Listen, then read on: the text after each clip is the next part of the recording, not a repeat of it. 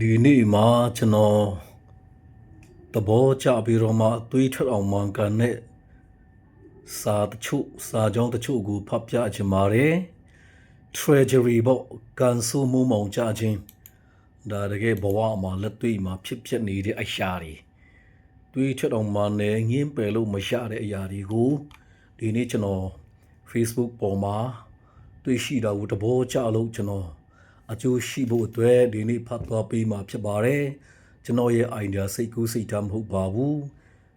line ပေါ်မှာတွေ့တဲ့သဘောကျတဲ့စာပိုက်တချို့လေးကိုဖတ်သွားမှာဖြစ်ပါတယ် Sometimes the best people get the worst of us and the worst people get the best of us the kindest people get our pain and the meanest people get our joy the real ones get our silence and the fake ones get our performance. The loyal ones get our doubts and the disloyal ones get our trust. The one who stays get our frustration and the one who leaves gets our patience. We give our apologies to strangers and our heart-shaped words to the ones closest. We hide our tenderness from the sick ones and hand out our smiles to the ones who have hurt us. That is the strategy of human behavior. Tragedy of human behavior. We misplace our best energy. မြန်မာလိုတခါတရံမှာအကောင်းဆုံးလူတွေကကျွန်တော်တို့ရဲ့အဆိုးဆုံးအပိုင်းတွေကိုရရှိတတ်ကြတယ်။ပြီးတော့အဆိုးဆုံးလူတွေက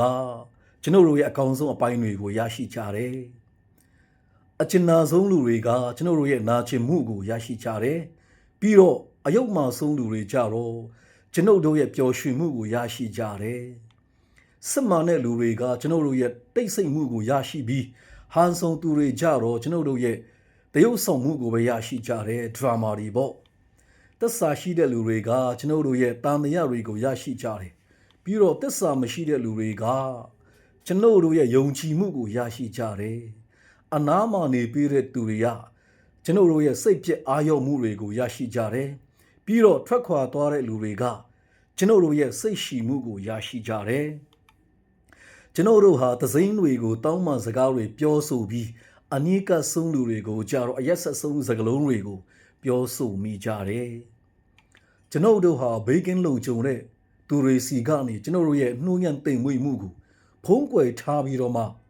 ကျွန်တော်တို့ကိုနာကျင်စေတဲ့သူတွေကိုကြတော့အပြုံးတွေပေးကမိကြတယ်။ဒါဟာလူသားတို့အပြုအမူရဲ့ကြေကွဲပွေရာဖြစ်ပါတယ်။ကျွန်တော်တို့ဟာကျွန်တော်တို့ရဲ့အကောင်းဆုံးစွမ်းအင်တွေကို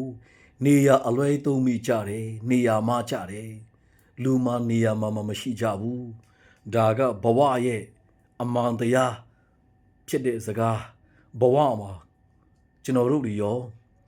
ဘယ်နေရာတွေမှာထိမိရှာမိဖြစ်ပါသလဲဒါတကယ်ဘဝအမှန်တရားကို